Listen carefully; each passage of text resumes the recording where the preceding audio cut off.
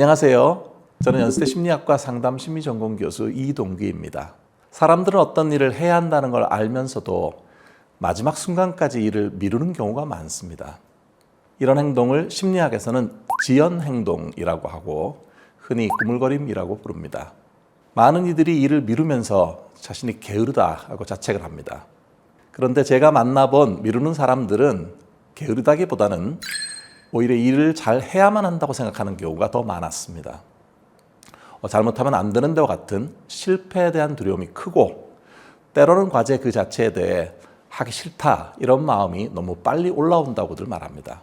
미루기라는 말에는 게으르다는 부정적인 이미지가 붙어 있어서 저는 이 말 대신에 꾸물거림이라는 말을 선호합니다. 누구나 때로 꾸물꾸물거리는 모습이 있으니까요.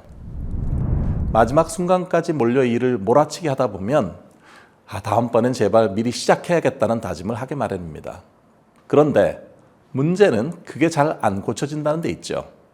필연적으로 다시 마감에 몰리는 상황을 맞다 보면은 좌절감도 느끼고 기분도 가라앉고 무기력해집니다. 사람들은 왜 이렇게 꾸물거릴까요? 이 일을 해야 한다는 것을 잘 알고 있고 또 이 일을 하지 않으면 후폭풍이 있을 거라는 것도 알고 있는데 말이에요. 사람들이 꾸물거리는 데는 소위 변화의 역설이 작동합니다. 나는 정말 변화하고 싶다. 그런데 변화에 필요한 일들은 하기 싫다.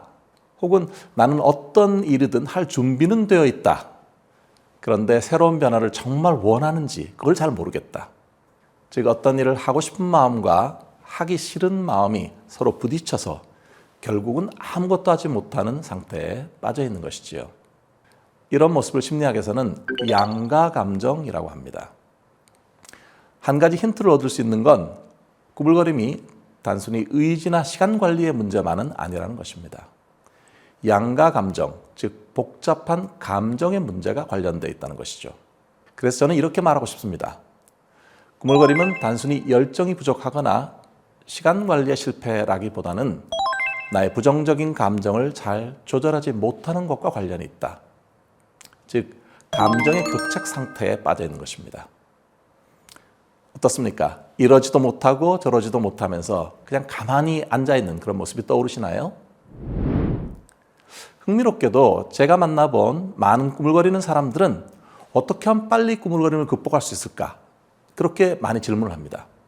그분들은 이미 시중에 나온 많은 자기계발서를 읽었고 앱도 다운받아서 소위 요즘 젊은이들이 말하는 갓생, 이 갓생의 삶을 살려고 애쓰고 있었습니다.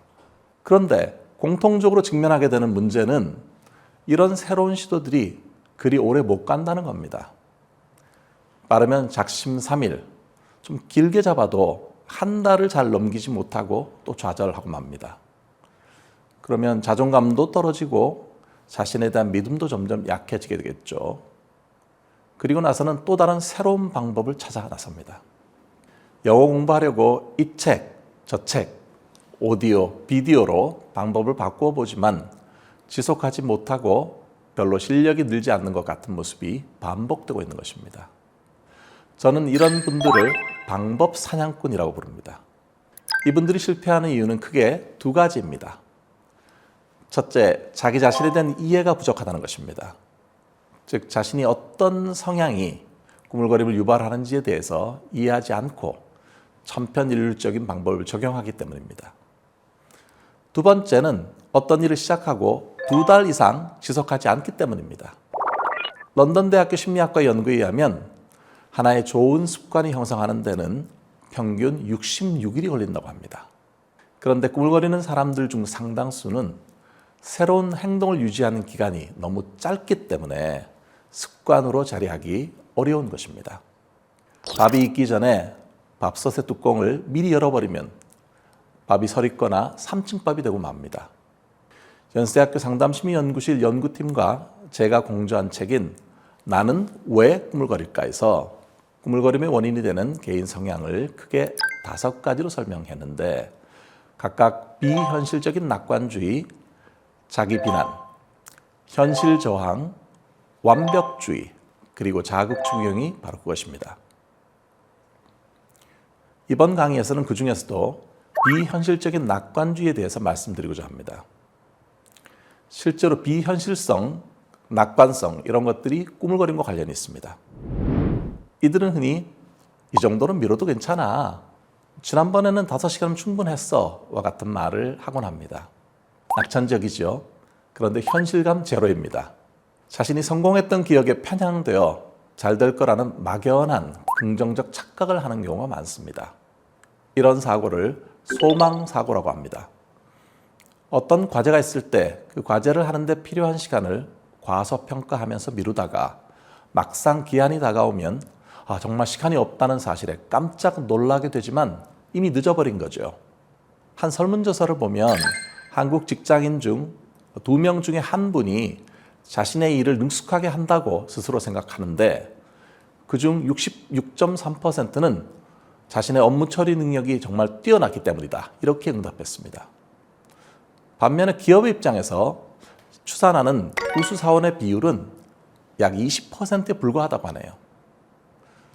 즉 사원들은 스스로 나는 능력자야라고 생각하지만 실제 능력보다 과대평가된 경우가 많다는 얘기입니다.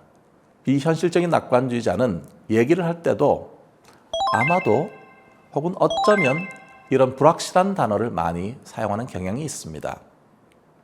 그런데 이런 말들은 꼭 하지 않을 수도 있다. 이런 것을 의미합니다. 따라서 꾸물거리다가 실천하지 않은 데 대한 일종의 안전장치를 마련해 두는 셈이죠. 자, 그러면 비현실적인 낙관주의 성향으로 꾸물거리는 분들에 대해서 팁을 드리겠습니다.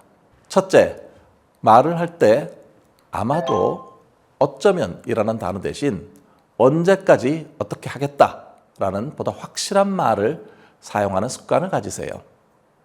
둘째, 할 일을 받은 즉시 한번 가볍게 들춰보는 습관을 기르세요. 얼마 안 걸릴 거야. 혹은 나중에 보면 돼. 그런 말보다는 일단 어떤 내용이 있는지 확인하는 습관이 필요합니다.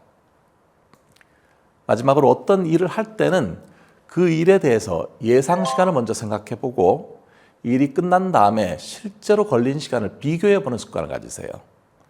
예상 시간과 소요 시간 사이에 그 간극이 크다면 그 사이에 내가 어떤 딴 일을 했는지 또 어떤 생각을 주로 했는지 어떤 감정 상태에 빠져 있었는지를 점검해보고 다음에는 어떻게 다르게 할 수 있을까 이렇게 생각해보세요. 진정한 낙관주의자는 사실은 현실적이랍니다. 현실적인 낙관주의자가 되는 것이 꾸물거림을 줄일 수 있는 방법이 됩니다.